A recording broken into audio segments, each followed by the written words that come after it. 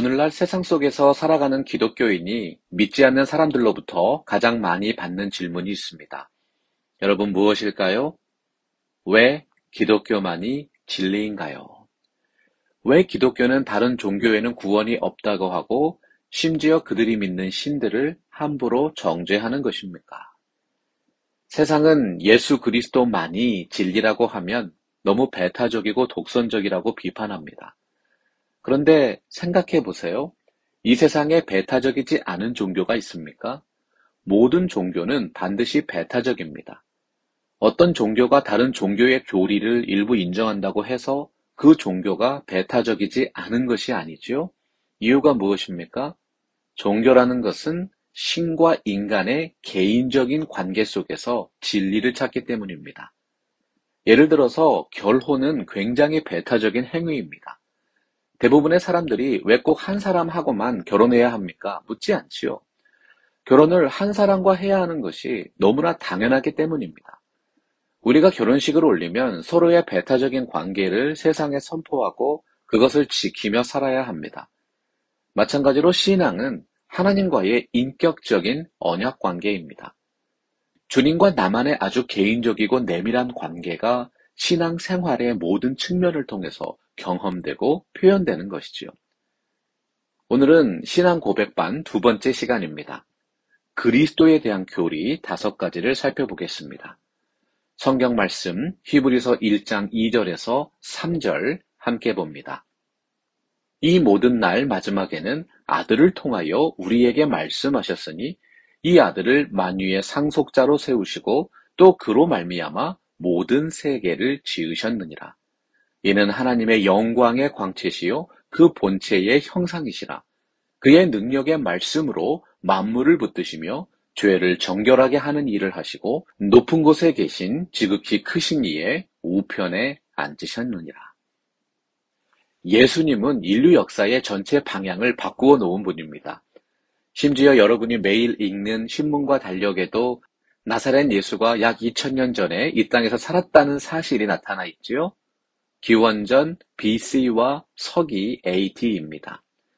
BC는 Before Christ, 그리스도 이전을 말하고요.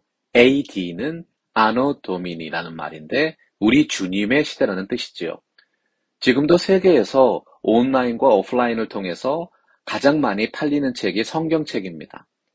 예수님의 복음이 전해진 모든 나라와 민족에는 국가와 개인의 커다란 변화가 일어났어요. 우리가 보통 역사를 히스토리라고 말합니다. 다시 말하면 히스토리는 his story, 그의 이야기라는 뜻이지요.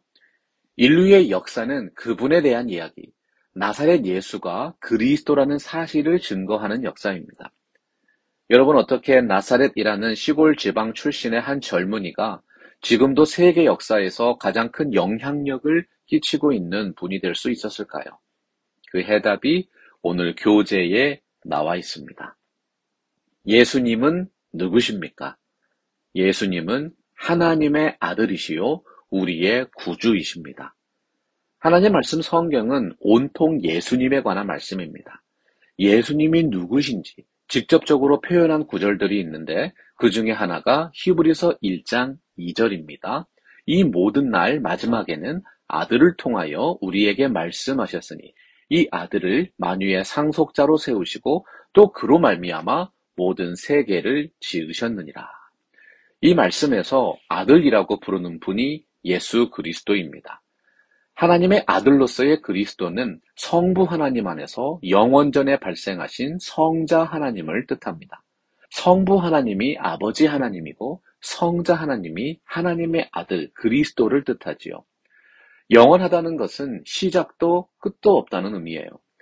영원전에 하나님 안에서 나오신 아들이 있는데 그분이 성자 하나님, 하나님의 아들이신 그리스도입니다. 하나님의 아들 그리스도는 어떤 분이십니까? 그리스도는 창조주 하나님이십니다. 히브리서 1장 2절 다시 보면 또 그로 말미암아 모든 세계를 지으셨다고 했습니다. 사도 요한은 요한복음 1장 2절과 3절에서 그가 태초에 하나님과 함께 계셨고 만물이 그로 말미암아 지은 바 되었으니 지은 것이 하나도 그가 없이는 된 것이 없느니라 선포했습니다. 하나님이 태초에 천지를 창조하실 때 하나님의 아들 그리스도는 영원 전부터 하나님과 함께하고 계셨지요. 그리스도가 누구십니까? 영원 전부터 하나님의 아들로 함께 계셨던 독생하신 하나님이십니다. 또한 하나님의 아들 예수 그리스도는 하나님의 영광의 광채시요 그 본체의 형상이십니다. 이 말씀을 잘 보시면 하나님의 아들을 하나님의 영광의 광채라고 표현하고 있죠. 광채라는 단어는 빛의 근원, 광원이라는 의미와 빛의 발산, 발광을 모두 포함하는 개념입니다. 태양이 지구를 비추는 빛이면서 그 빛의 근원인 것처럼 예수 그리스도는 하나님의 영광의 본체시면서 하나님의 영광이 드러나신 빛이십니다.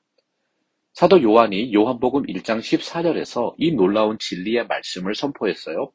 말씀이 육신이 되어 우리 가운데 거하심에 우리가 그 영광을 보니 아버지의 독생자의 영광이요 은혜와 진리가 충만하더라. 하나님의 아들 예수 그리스도는 우리의 구주가 되십니다. 구주라는 말은 구원의 주라는 뜻이에요. 여기서 말씀하는 주는 우리가 흔히 주님이라고 부르는 the Lord가 아니고요. 창시자, originator, 개척자, pioneer 또는 설립자, establisher라는 뜻입니다. 길이 없는 척박한 땅에 길을 내고 집을 짓고 사람이 살도록 만드는 이들을 문명의 개척자라고 부르지요. 인류가 이전에 생각지 못했던 새로운 방법과 사상을 제안하면 문화와 지식의 창시자라고 부릅니다. 주님께서 우리 인간을 구원하시기 위해서 하신 일이 무엇입니까? 그의 능력의 말씀으로 만물을 붙드시며 죄를 정결하게 하는 일을 하시고 높은 곳에 계신 지극히 크신 이의 우편에 앉으셨느니라. 히브리서 2장 10절 보면 그러므로 만물이 그를 위하고 또한 그로 말미암은 이가 많은 아들들을 이끌어 영광에 들어가게 하시는 일에 그들의 구원의 창시자를 고난을 통하여 온전하게 하심이 합당하도다 말씀했어요. 여기서 말씀하는 구원의 창시자가 구원의 주, 구주입니다. 예수 그리스도는 우리들이 하나님 나라 영광에 들어가는 길을 열어주신 구원의 선구자요, 구원의 창시자입니다.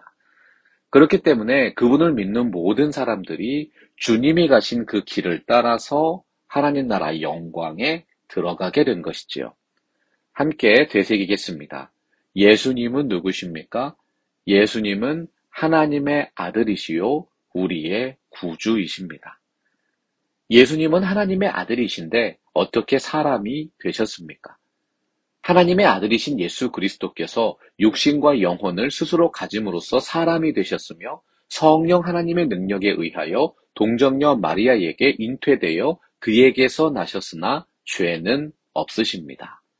이사야서 7장 14절 보라 처녀가 잉태하여 아들을 낳을 것이요 그의 이름을 임마누엘이라 하리라. 누가복음 1장 35절이 증거하지요. 천사가 대답하여 이르되 성령이 내게 임하시고 지극히 높으신 이의 능력이 너를 덮으시리니 이러므로 나실 바 거룩한 이는 하나님의 아들이라 일컬어지리라. 동정녀라는 것은 남자와 관계를 맺은 일이 없는 아직 결혼하지 않은 여성을 말합니다. 마리아가 그런 여성이었어요. 하지만 마리아가 예수님을 잉태한 동정녀라고 해서 죄가 없다는 것은 아니지요. 마리아는 죄인이었고 그의 남편인 요셉도 죄인이었습니다. 그러면 인간 예수님이 죄인인 마리아로부터 출생하셨는데 어떻게 죄가 없으신 분이라고 말할 수 있습니까? 예수 그리스도는 마리아의 남편 요셉이 아니라 성령으로 잉태되시고 성령의 능력으로 덮어진 동정녀 마리아로부터 탄생하셨기 때문입니다. 만약 예수님이 마리아의 남편인 요셉의 몸으로부터 잉태되었다면 인간의 원죄로부터 자유로울 수 없겠지요. 그러나 예수님은 성령으로 잉태되시고 동정녀 마리아를 통해 탄생하셨습니다. 예수님은 마리아에게서 인성은 취하셨지만 죄성은 취하지 않으셨습니다. 히브리서 4장 15절이 어떻게 증거합니까? 우리에게 있는 대제사장은 우리의 연약함을 동정하지 못하실 리가 아니요 모든 일에 우리와 똑같이 시험을 받으신 이로되 죄는 없으시니라. 함께 새기겠습니다. 예수님은 하나님의 아들이신데 어떻게 사람이 되셨습니까? 하나님의 아들이신 예수 그리스도께서 육신과 영혼을 스스로 가짐으로써 사람이 되셨으며 성령 하나님의 능력에 의하여 동정녀 마리아에게 잉태되어 그에게서 나셨으나 죄는 없으십니다. 예수님께서 우리의 구속자로서 하시는 직무가 무엇입니까? 우리의 대속자이신 예수 그리스도께서 그의 낮아지고 높아지신 두 신분에 있어서 예언자와 제사장과 왕의 직무를 집행하십니다. 그리스도라는 말은 기름 부은 자라는 뜻입니다. 구약 성경에 따르면 기름 부음을 받은 분들은 예언자와 제사장과 왕의 직분을 수행하는 분들이었죠.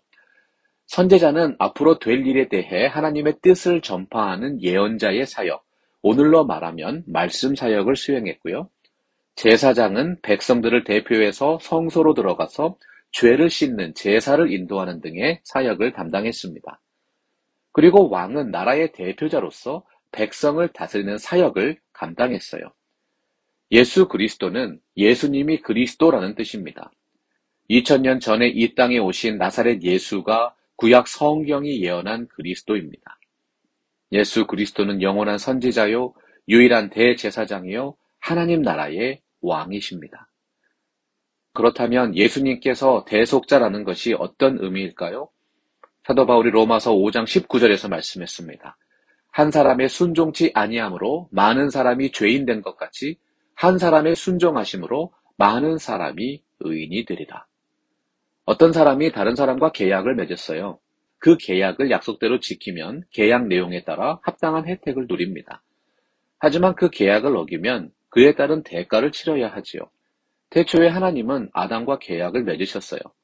동산 중앙에 있는 실과는 따먹지 말라. 이것은 충분히 지킬 수 있는 행위 언약이었습니다. 결코 어려운 계약 조건이 아니었다는 사실이지요. 만약 아담이 일정 기간 동안 그 언약을 잘 지켰으면 모든 인류는 죄와 사망의 고통에 빠지지 않고 더욱 영광스러운 상태에 이룰 수 있었을 것입니다. 하지만 우리가 잘 알고 있듯이 아담은 그 언약을 깨는 죄악을 범합니다. 마음과 행위로 하나님을 배반했습니다. 그때부터 아담의 혈과 육을 따라 이 땅에 태어나는 모든 인류는 죄에 빠져 죽을 인생이 되었습니다.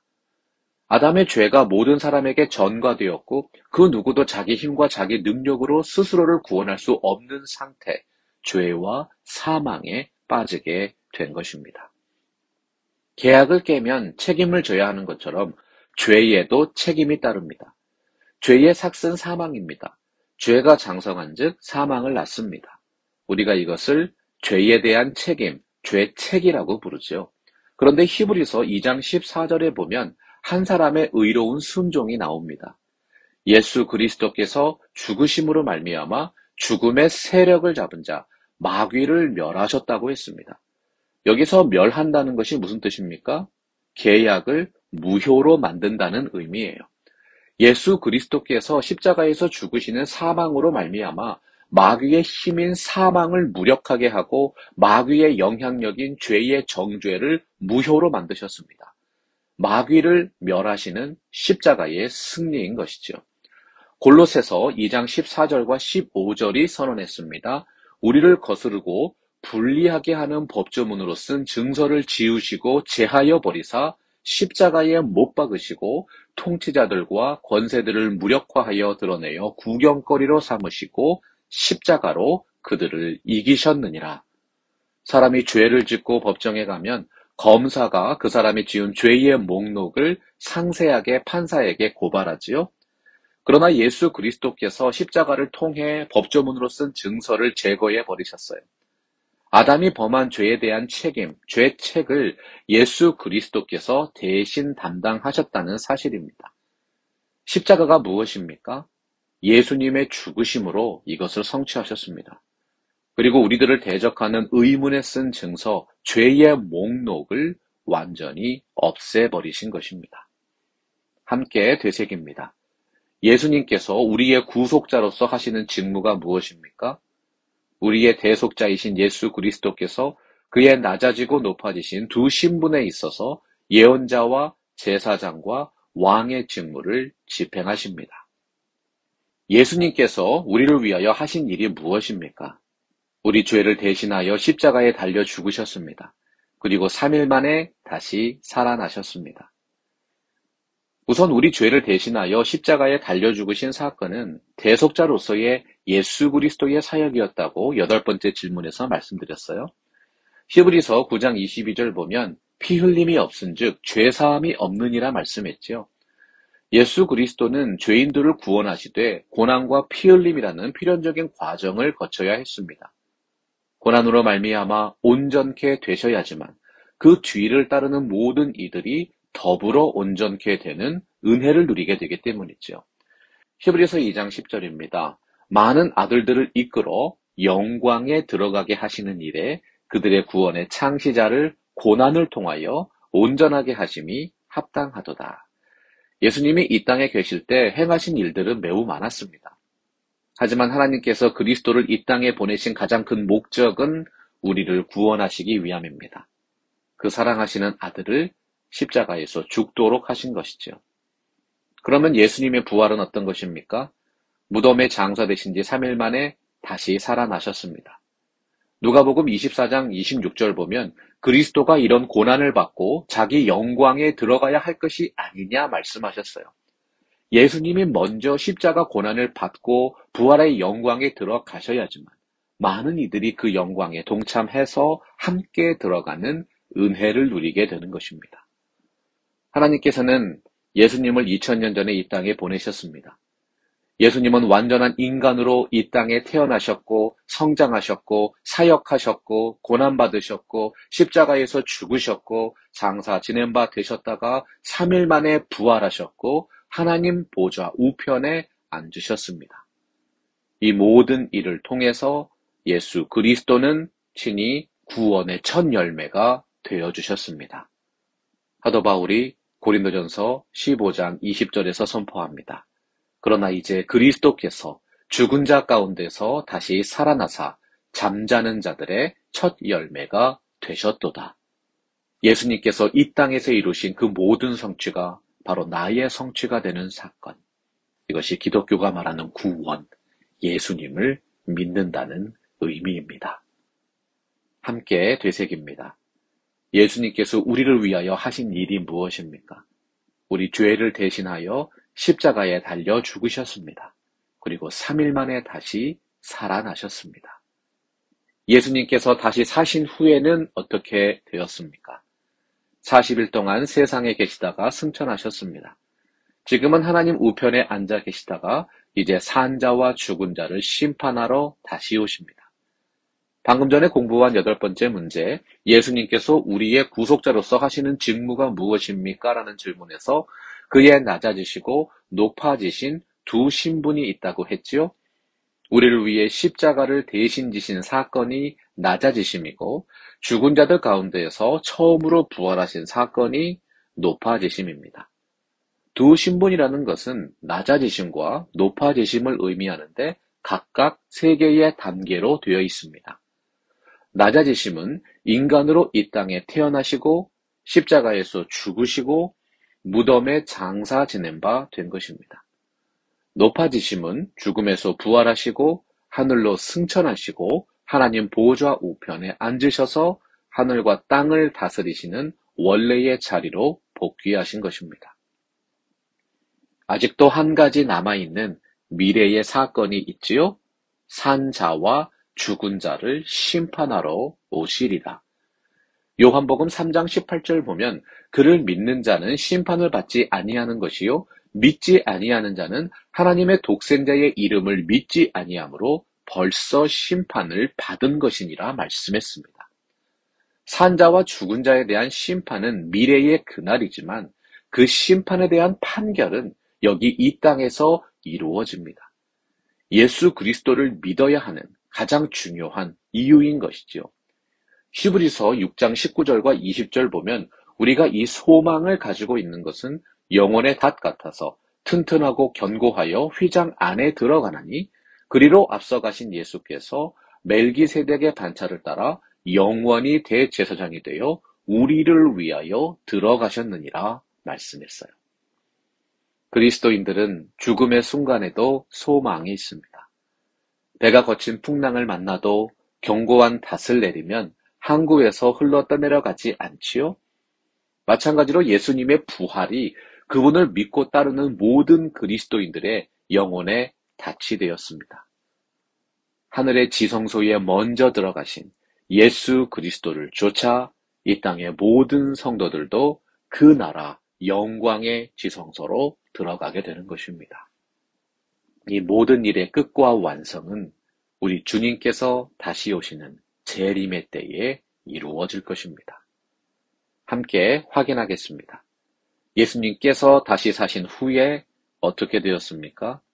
40일 동안 세상에 계시다가 승천하셨습니다. 지금은 하나님 우편에 앉아 계시다가 이제 산자와 죽은 자를 심판하러 다시 오십니다. 오늘은 신앙고백반 두 번째 시간으로 그리스도에 대한 신앙고백 5가지를 살펴보았습니다. 이는 성령으로 잉태하사 동정녀 마리아에게 나시고 본디오 빌라도에게 고난을 받으사 십자가에 못 박혀 죽으시고 장사된 지 사흘 만에 죽은 자 가운데서 다시 살아나시며 하늘에 오르사 전능하신 하나님 우편에 앉아 계시다가 저리로서 산자와 죽은 자를 심판하러 오시리라. 앞으로 계속되는 신앙고백반 과정을 통해서 하나님과 나와의 아름다운 관계를 다른 사람들에게 표현할 수 있는 고백적인 신앙 생활이 이루어지기를 바랍니다. 말씀 앞에서 경외함으로 주께 홀로 서